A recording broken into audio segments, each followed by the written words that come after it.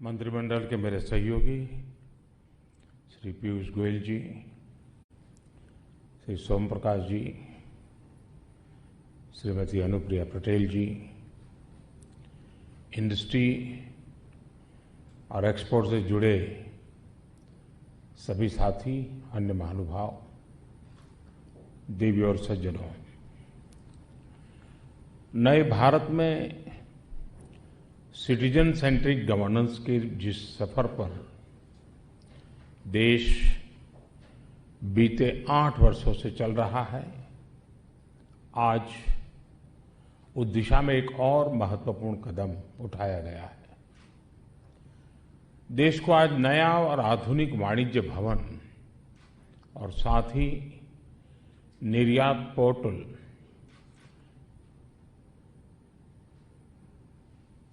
ये दोनों एक नई भेंट मिल रही है। इन दोनों में से एक फिजिकल इंफ्रास्ट्रक्चर और दूसरा डिजिटल इंफ्रास्ट्रक्चर का प्रतीक है। ये दोनों ट्रेड और कॉमर्स से जुड़ी हमारी गवर्नेंस में सकारात्मक बदलाव और आत्मनिर्भर भारत की हमारी एस्पिरेशंस को रिप्रेजेंट करते हैं। आप सभी को, ट्रेड और कॉमर्स से जुड़ी, एक्सपोर्ट से जुड़ी पूरी कम्युनिटी को और विशेष रूप से हमारे एमएसएमईज को भी आज के इस अवसर पर बहुत बहुत बधाई देता हूं। आज देश के पहले उद्योग मंत्री डॉक्टर श्यामा प्रसाद मुखर्जी की पुण्यतिथि है। उनकी नीतियां, उनके निर्णय, उनके संकल्प, उनके संकल्पों की सिद्धि स्वतंत्र भारत को दिशा देने में बहुत अहम रहे हैं। आज देश उन्हें अपनी विनम्र श्रद्धांजलि दे रहा है। साथियों, मुझे विश्वास है कि नए वाणिज्य भवन में आप एक नई प्रेरणा, एक नए संकल्प के साथ प्रवेश कर रहे हैं। ये संकल्प ईज ऑफ डूइंग बिजनेस का है और ईज ऑफ डूइंग बिजनेस के माध्यम से ईज ऑफ लिविंग का है। और इस दोनों के बीच की जो कड़ी है वो है ईज ऑफ एक्सेस, सरकार के साथ संवाद और सरकार की सुविधाओं के लिए एक्सेस में किसी को भी असुविधा न हो, ऐसा ईज ऑफ एक्सेस देश की प्राथमिकता है। देश के नागरिकों को बेसिक सुविधाओं का एक्सेस हो, बैंकिंग में एक्सेस हो, सरकारी नीति निर्माण में एक्सेस हो, ये बीते 8 वर्षों के गवर्नेंस मॉडल का सबसे महत्वपूर्ण पक्ष रहा है। भारत ने अपने इकोनॉमिक डेवलपमेंट के लिए जो नीतियां बनाई हैं, जो निर्णय लिए हैं, उसमें भी इसी विजन की झलक है। गांवों में, छोटे छोटे शहरों में मुद्रा योजना से बने करोड़ों एंटरप्रेन्योर्स हो, लाखों एसएमएसी पॉलिसी को और बैंक क्रेडिट के रूप में प्रोत्साहन हो, लाखों स्ट्रीट वेंडर्स को बैंक क्रेडिट की सुविधा हो, हजारों स्टार्टअप्स की ग्रोथ के लिए निरंतर प्रयास हो। इन सभी के पीछे जो मूल भावना रही है वो है ईज ऑफ एक्सेस। सरकार की योजनाओं का लाभ सभी तक पहुंचे, बिना भेदभाव पहुंचे, तभी सबका विकास संभव है। मुझे खुशी है कि ईज ऑफ एक्सेस और सबका विकास की भावना इस नए वाणिज्य भवन में भी दिखती है। साथियों, आप सभी लोगों में एक टर्म बड़ा प्रचलित है, एसओपी, यानी स्टैंडर्ड ऑपरेटिंग प्रोसीड्यूर्स, यानी काम करने का एक तय तरीका। पहले सरकारों का एसओपी समझा जाता था कि सरकार कोई प्रोजेक्ट शुरू करती थी, लेकिन वो तैयार कब होगा इसकी कोई गारंटी नहीं होती थी। राजनीति स्वार्थ के लिए घोषणाएं कर दी जाती थी, वो पूरी कब और कैसे होगी, इसको लेकर गंभीरता नहीं होती थी। इस धारणा को हमने कैसे बदला है, उसका भी ये भवन एक उदाहरण है। और जैसा अभी बताया गया, आज ये संयोग है कि 22 जून 2018 को इस भवन का शिलान्यास हुआ था और आज 23 जून 2022 लोकार्पण हो रहा है। इस बीच में कोरोना के कारण अनेक अड़चनें भी आई, लेकिन इन सबके बावजूद भी जो संकल्प लिया था वो आज सिद्धि के रूप में हमारे सामने प्रस्तुत है। यानी ये नए भारत का नया एसओपी है, जिसका शिलान्यास होगा उसी दिन उसके उद्घाटन की टाइमलाइन पर ईमानदारी से काम शुरू हो जाता है। यहां दिल्ली में ही बीते सालों में ऐसे अनेक उदाहरण आपको मिलेंगे। अभी कुछ दिन पहले मुझे प्रगति मैदान के पास इंटीग्रेटेड ट्रांजिट कॉरिडोर के लोकार्पण का अवसर मिला है। सरकार के प्रोजेक्ट्स बरसों तक लटके नहीं, समय पर पूरे हों, सरकार की योजनाएं अपने लक्ष्यों तक पहुंचे, तभी देश के टैक्स पेयर का सम्मान है। और अब तो पीएम गति शक्ति नेशनल मास्टर प्लान के रूप में हमारे पास एक आधुनिक प्लेटफॉर्म भी है। नए भारत की आकांक्षाओं को ध्यान में रखते हुए इस नए वाणिज्य भवन को भी हर संबंधित क्षेत्र में देश को गति शक्ति देनी है। साथियों, शिलान्यास से लेकर के लोकार्पण तक वाणिज्य भवन इस कालखंड में कॉमर्स के क्षेत्र में हमारी उपलब्धियों का भी सिंबल है। मुझे याद है, शिलान्यास के समय मैंने इनोवेशन और ग्लोबल इनोवेशन इंडेक्स के सुधार की जरूरत पर बल दिया था। आज हम ग्लोबल इनोवेशन इंडेक्स में 46 स्थान पर हैं और लगातार सुधार कर रहे हैं। पहले बहुत पीछे थे। शिलान्यास के दिन हमने ईज ऑफ डूइंग बिजनेस में सुधार की जरूरत को लेकर चर्चा की थी। आज जब इस बिल्डिंग का, इस भवन का लोकार्पण हो रहा है, तब तक 32,000 से अधिक अनावश्यक कंप्लायंसेस को हटाया जा चुका है। 32,000, कैन यू इमेजिन? शिलान्यास के समय जीएसटी लागू हुए कुछ ही महीने बीते थे। हर प्रकार की शंकाएं, आशंकाएं जोरों पर थी। आज हर महीने 1 लाख करोड़ रुपए जीएसटी कलेक्शन सामान्य बात हो गई है। वाणिज्य भवन के शिलान्यास के समय हमने जेम पोर्टल पर करीब 9,000 करोड़ रुपए के ऑर्डर की चर्चा की थी। आज इस पोर्टल पर हमारे 45 लाख छोटे उद्यमी रजिस्टर हैं और जेम पर 2.25 लाख करोड़ रुपए से अधिक का ऑर्डर दिया जा चुका है। साथियों, तब मैंने बताया था कि 2014 के बाद मोबाइल मैन्युफैक्चरिंग यूनिट्स कैसे 2 से बढ़कर 120 हुई। आज ये संख्या 200 से अधिक है और हम इंपोर्टर से आगे निकलते हुए दुनिया के बड़े मोबाइल फोन एक्सपोर्टर्स के रूप में आज हम एक शक्ति बनकर उभरे हैं। 4 साल पहले भारत में 500 से भी कम रजिस्टर्ड फिनटेक स्टार्टअप थे। आज इनकी संख्या करीब करीब 2,300 से पार कर चुकी है। तब हर वर्ष हम 8,000 स्टार्टअप्स रिकॉग्नाइज करते थे। आज ये संख्या 15,000 से ऊपर जा रही है। लक्ष्य तय करके ईमानदार प्रयासों से 100 साल की वैश्विक महामारी के बावजूद हमने इतना कुछ हासिल किया है। साथियों, संकल्प से सिद्धि की जो सोच आज नए भारत में बनी है, उसका बेहतरीन उदाहरण हमारा एक्सपोर्ट इकोसिस्टम भी है। शिलान्यास कार्यक्रम में हमने ग्लोबल एक्सपोर्टर को बढ़ाने के लिए, एक्सपोर्ट को बढ़ाने के लिए भारत को मैन्युफैक्चरिंग का परफॉर्म एक प्रीफर्ड डेस्टिनेशन बनाने के लिए साझा संकल्प लिया था। पिछले साल ऐतिहासिक ग्लोबल डिसरप्शन के बावजूद सारे सप्लाई चेन तहस नहस हो गए।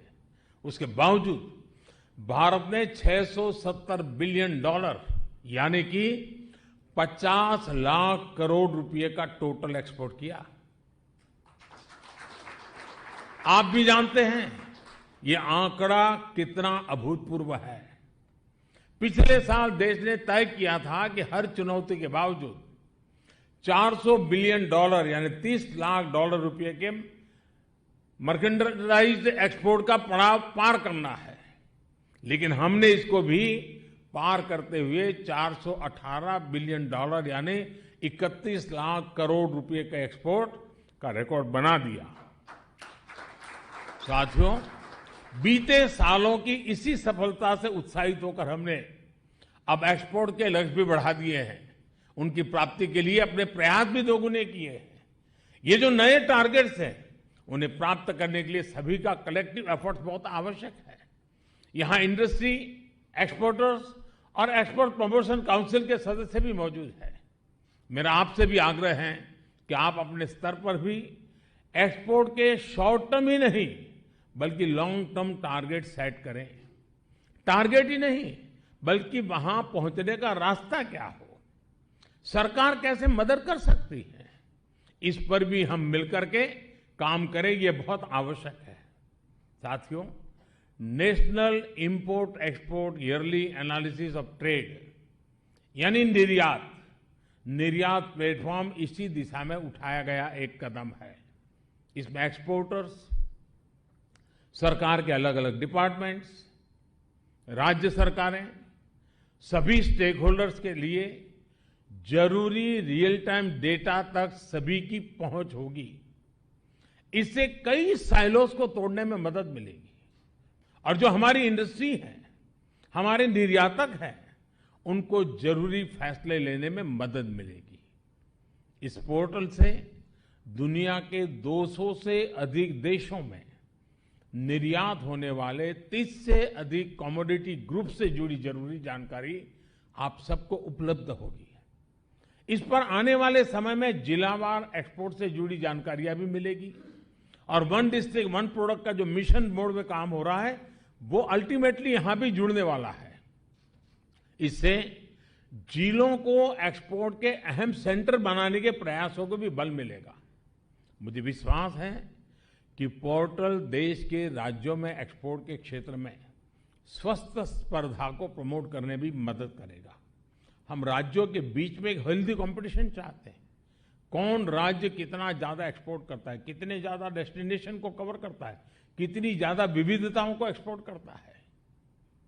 साथियों, अलग अलग देशों की विकास यात्रा का अध्ययन करें तो ये बात कॉमन दिखती है कि उन देशों की प्रगति तभी हुई जब उनका एक्सपोर्ट बढ़ा। यानी विकासशील देश से विकसित देश बनने में एक्सपोर्ट की बहुत बड़ी भूमिका होती है। इससे रोजगार के भी अवसर बढ़ते हैं, स्वरोजगार के भी अवसर बढ़ते हैं। पिछले 8 वर्षों में भारत भी अपना एक्सपोर्ट लगातार बढ़ा रहा है, एक्सपोर्ट से जुड़े लक्ष्यों को प्राप्त कर रहा है। एक्सपोर्ट बढ़ाने के लिए बेहतर पॉलिसीज हो, प्रोसेस को आसान करना हो, प्रोडक्ट्स को नए बाजार में ले जाना हो, इन सब ने इसमें बहुत मदद की है। और अब हम लॉजिस्टिक सपोर्ट पर भी उतना ही फोकस कर रहे हैं ताकि हमारे एक्सपोर्टर्स को हर काम कॉस्ट इफेक्टिव बने। आप भी जानते हैं कि पीएलआई स्कीम कैसे मैन्युफैक्चरिंग बढ़ाने में मदद कर रही है। हमारे एक्सपोर्ट साथियों के फीडबैक के आधार पर जो नीतिगत बदलाव हुए हैं उनसे भी बहुत सहायता हुई है। आज सरकार का हर मंत्रालय, हर विभाग whole of the government approach के साथ एक्सपोर्ट बढ़ाने की प्राथमिकता दे रहा है। एमएसएमई मंत्रालय हो या फिर विदेश मंत्रालय, कृषि हो या कॉमर्स, सभी एक साझा लक्ष्य के लिए साझा प्रयास कर रहे हैं। हम देख रहे हैं कि हमारे एक्सपोर्ट में बहुत बड़ी संख्या इंजीनियरिंग गुड्स की होती है। इसका एक्सपोर्ट बढ़ाने में विशेषकर एमएसएमई सेक्टर की अहम भूमिका रही है। हम ये भी देख रहे हैं कि कैसे देश के नए नए क्षेत्रों से एक्सपोर्ट बढ़ रहा है। कितने ही एस्पिरेशनल डिस्ट्रिक्ट से भी अब निर्यात कई गुना बढ़ गया है। कॉटन और हैंडलूम प्रोडक्ट का एक्सपोर्ट 55% तक बढ़ना ये दिखाता है कि ग्रास रूट लेवल पर किस तरह काम हो रहा है। सरकार वोकल फॉर लोकल अभियान, वन डिस्ट्रिक्ट वन प्रोडक्ट योजना के जरिए जो स्थानीय उत्पादों पर बल दे रही है, उसने भी एक्सपोर्ट बढ़ाने में मदद की है।